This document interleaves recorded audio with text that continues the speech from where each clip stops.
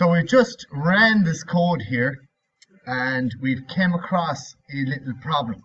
So if I just stop this here now again, stop it, go in here and have a look at my temp readings file. You can see that the readings are being split up. Like the number 20 is being split up into the number 2, and then it's sending the number 0 after it and all that. So it's being split up. Now one way to get around this is to, so first of all I'll just delete that file, or I'll leave it there for the moment. It's okay, you can see how it's going to append to it. So one way I can get around this is if I change the data here into, or store it in a list.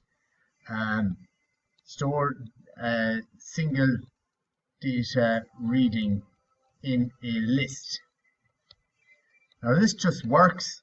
So what you do is you just say data is equal to data in a list.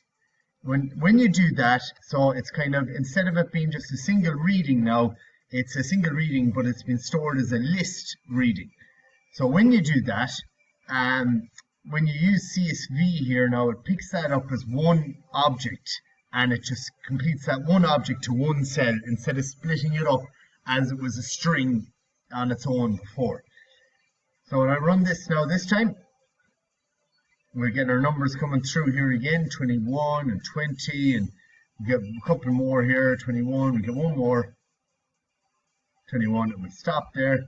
Go back into our CSV file. Now we've appended the data to it, so you can see now that instead of the readings coming through as 20, 21, 20 and that, they're now coming through, and because the reason for that was it was a string data type and it was splitting up the string.